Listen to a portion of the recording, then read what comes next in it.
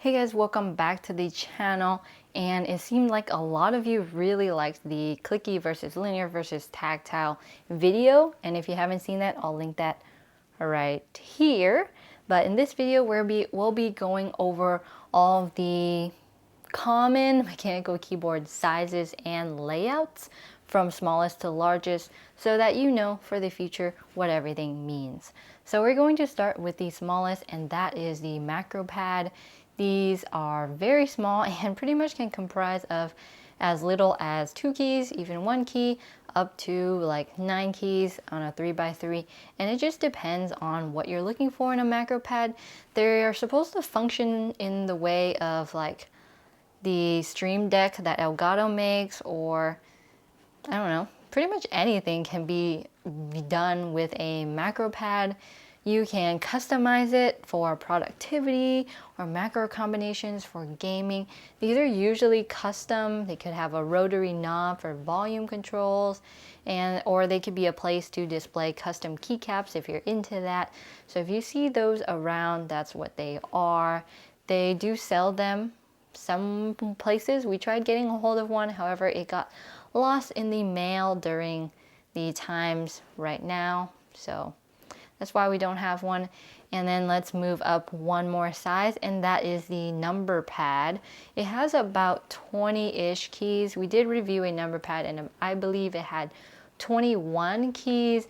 I'll link that review right up here. And for number pads, usually you want to put them on the left side for productivity. You could put them on the right side too, and you can move it out of the way when you're gaming. If you're working, you can bring it in. If you're not working, you can take it away. It's very convenient. It can also function as a macro pad as well, so very convenient. And then we'll move one more size up, and that is the 40% layout. 40% is what people consider to be the smallest but still functional layout that you can go.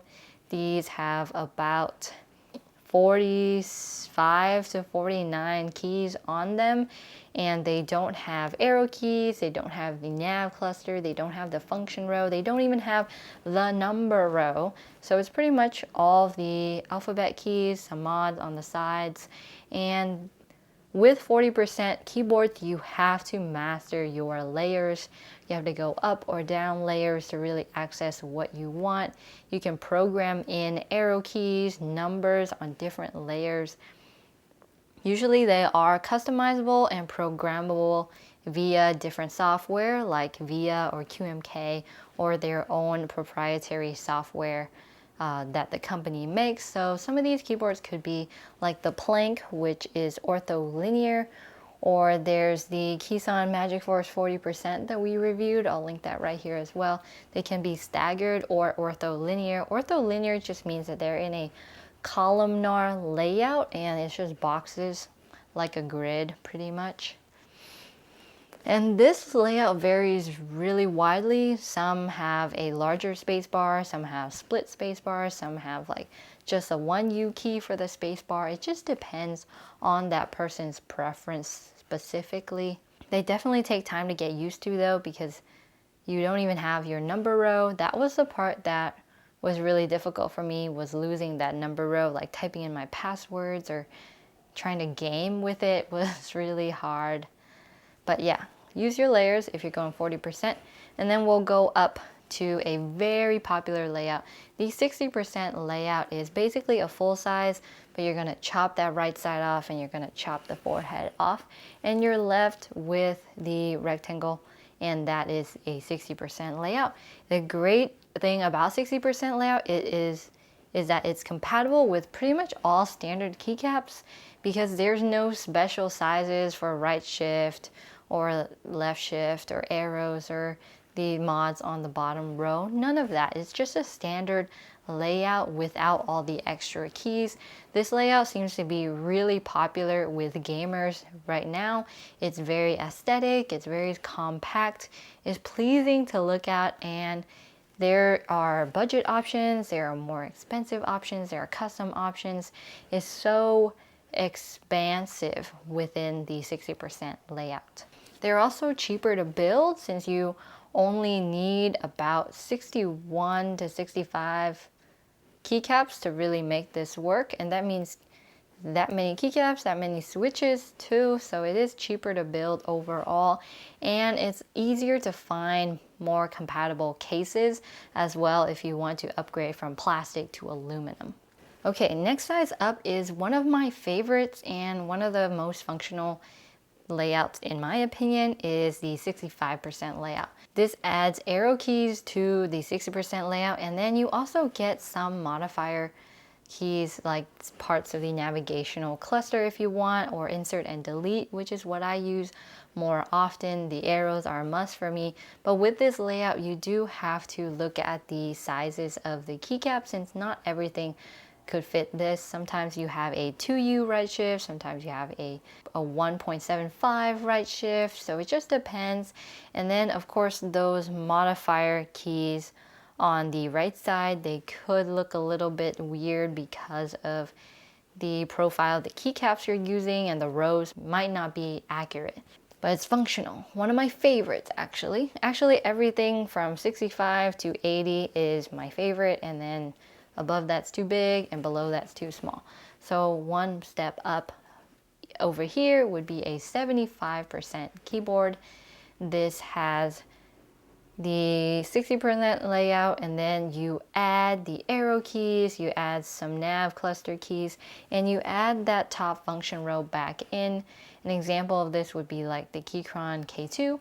In my opinion, it looks a little bit bulky and strange, but it is very functional if you need most of the keys of a keyboard. It's very similar to TKL, except everything's more smushed together.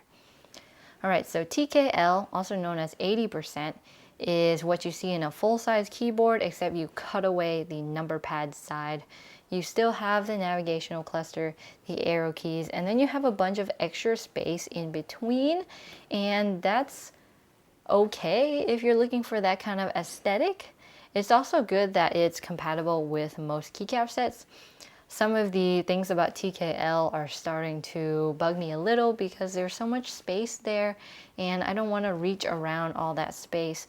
But aesthetically, it looks pretty good. They have 87 keys, some have 84 keys depending on what some of those other buttons do. It used to be one of my favorites. I would say it still is one of my favorites. It's super functional. If you're in the dark about mechanical keyboard layouts and you want something more compact, this would be the one to pick. You're just ditching the number pad. You have everything else up to your disposal. Going too small might leave you wanting a little bit more, but going to this size is pretty good. And then of course there's the 100% keyboard, and that's what you typically see when you buy a full-size keyboard or the keyboard that you get with your computer when you buy it. It has the number pad on the right, it has a function row on top, it has the alphanumeric keys, arrow keys, nav cluster, it has it all. However, it's really bulky, and that's what I don't like about them. To be a little bit more compact, consider getting like a 96% keyboard like the K4, or something like with it like a 1800 compact layout like a Leopold FC980. I think that was what the name was, a 1800 compact keyboard. And then there's things that are even bigger than that, 100% and plus size keyboards, like a lot of gaming keyboards that we see nowadays, where it has everything, and then on the left it adds 5, 10, 8 macro keys to use just for gaming. I guess they can be used for productivity and things like that too, but they are in gaming keyboards, so I assume they're to be used for gaming in something like World of Warcraft, where you need a lot more macros than other games. So that was all of the more common mechanical keyboard layouts. 65 and 80 or TKL are my favorite. They are the most functional for me. 75 is okay, however, I think it looks a little bit bulky. It's really up to you and your preference. We have a really great pictorial and word guide on our blog down below that I'll link to it. It has a ton of pictures and easy to understand infographic if anything I said was really confusing for you. Hope this video was helpful. And I'm going to link you guys to our TKL Friday series here, where we primarily review 10 keyless mechanical keyboards, which we used to do every Friday. It's on hiatus now, but it's coming back in the fall later this year. And then our mechanical keyboards tips and tricks playlist right here, and subscribe here if you want to. I'll see you in the next one.